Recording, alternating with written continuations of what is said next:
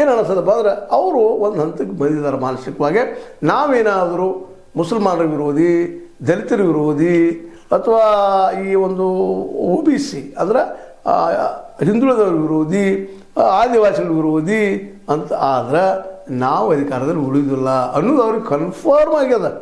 ಅದಕ್ಕಾಗಿ ಓಪನ್ ಆಗಿ ಮಾತು ಹೇಳ್ತಾ ಇದ್ರು. ಈ ಹಿಂದೆ ಜನಸಂಖ್ಯೆ ಇದ್ದಾಗ ಅಂತ ಇರಲಿಲ್ಲ, ಅದನ್ನು ಮೆರಿಟ್ ಅಂತ ಹೇಳಿದ್ರು, ಆಯ್ಕೆ ಆಗಲಿಲ್ಲ. ಎಂಥ ಬಾಬರಿ ಮಸೀದಿ ಕೆಡವಿದಾಗ ಸಹಿತ ಅವ್ರು ಗೌರ್ಮೆಂಟ್ ಮಾಡೋಕ್ಕಾಗಲಿಲ್ಲ.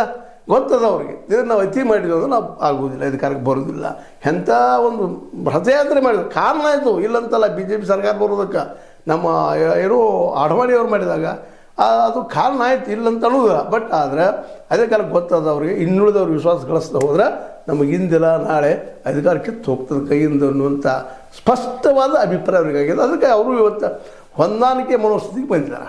ಸ್ವತಂತ್ರವಾದ ಮೀಡಿಯಾಗೆ ಬೇಕಾಗಿರುವುದು ಸ್ವತಂತ್ರ ಧ್ವನಿ. ಆ ಸ್ವತಂತ್ರ ಧ್ವನಿ ಉಳಿಸಲು ನೀವು ಮಾಡಬೇಕಾದದ್ದು ಇಷ್ಟೇ. ಅದೇನಪ್ಪಾ ಅಂತಂತಂದ್ರೆ ನಿಮ್ಮ ಕೈಲಾದಷ್ಟು ಸಹಾಯ ಈ ಚಾನಲ್ಗೆ ಮಾಡಿ ಹಾಗೂ ನಿಮ್ಮ ಧ್ವನಿಯನ್ನು ಕಾಪಾಡಿಕೊಳ್ಳಿ. ಅದಕ್ಕೆ ಇವ್ರೆಲ್ಲರೂ ಕೊಡ್ಕೊಂಡು ನಾವು ಏನು ಮಾಡ್ಬೇಕಾಗಿದಪ್ಪ ಅಂದ್ರೆ, ಈ ದೇಶಕ್ಕೆ ಮುಖ್ಯವಾಗಿ ಬೇಕಾಗಿದ್ದು ಉದ್ಯೋಗಪ್ಪ. ಎಲ್ಲರಿಗೂ ಹಿಂದೂ ಇರಲಿ ಮುಸ್ಲಿಮ್ ಅವ್ರಂತ ಹೇಳ್ತಾ ಇದ್ದಾರೆ, ಮುಸ್ಲಿಮ್ ವಿರೋಧಿ ಅಲ್ಲ ಅಂತೇಳಿ. ಅದಕ್ಕಾಗಿ ಎಲ್ಲರಿಗೂ ಉದ್ಯೋಗ ಸಿಗುವಂಥ ಒಂದು ವ್ಯವಸ್ಥೆಯನ್ನು ಮಾಡ್ಕೋಬೇಕಾಗಿದೆ.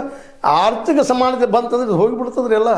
ಇವತ್ತು ಯುರೋಪಿಯನ್ ಕಂಟ್ರಿಯಲ್ಲೇ ಅಥವಾ ಯುರೋಪಿಯನ್ ದೇಶಗಳಲ್ಲೇ ಅಥವಾ ಅಮೇರಿಕಾದಲ್ಲೇ ಇನ್ನೂರು ಕಡೆ ಅಲ್ಲೂ ಇದಾವಿಲ್ಲ ಅಂತಲ್ಲ, ಅಲ್ಲೂ ಜನಾಂಗೀಯ ದ್ವೇಷ ಇದಾವೆ, ಮತ್ತಿದಾವೆ. ಆದರೆ ಇವತ್ತು ಎಷ್ಟು ಪ್ರಮಾಣದಲ್ಲಿ ಕಡಿಮೆ ಆಗಿದಾವಪ್ಪ ಅಂತಂದ್ರೆ ಅಲ್ಲಿ ಇಲ್ಲೇನೋ ಅನ್ನುವಷ್ಟು ಮಟ್ಟಿಗೆ ಕಡಿಮೆ ಆಗಿದಾವೆ. ಅದು ಕಾರಣ ಆರ್ಥಿಕವಾಗಿ ಸಮಾನತೆ ಬರುವಂಥದ್ದು, ಆರ್ಥಿಕವಾಗಿ ಎಲ್ಲರೂ ಬಲಾಢ್ಯರಾಗಿದ್ದಾರೆ. ಹೀಗಾಗಿ ನಮಗೆಲ್ಲರಿಗೂ ಉದ್ಯೋಗ ಸಿಗ್ತದೆ. ಎಲ್ಲಿ ಬಡದಾಡ್ತ ಹೋಗ್ತಾರೆ ಯಾರು? ಹಿಂದೂ ಮುಸ್ಲಿಮ್ ಯಾರು ಎದ್ದು ತಕ್ಷಣ ಮಾಡೋದು, ದ್ವೇಷ ಭಾಷೆ ಯಾಕೆ ಮಾಡೋಕೆ ಹೋಗ್ತಾರೆ? ಏನು ಅವಶ್ಯಕತೆ? ಅನಗತ್ಯ ಒಬ್ಬರು ಜೊತೆ ಜಗಳ ತೆಗೆದ್ರು ಏನು ಆಗ್ತಿರುತ್ತೆ? ಹಾಗೆ ಒಂದು ಪಟ್ಟ ಯಾರು ಬೆಳೆದು ಜಗಳ ತೆಗಿತಾರೋ ಇಲ್ಲ. ಅದರಿಂದ ಇನ್ನೂ ಕಾರಣಗಳು ಇರ್ತಾವೆಲ್ಲ, ಒಂದರಿಂದ ಒಂದು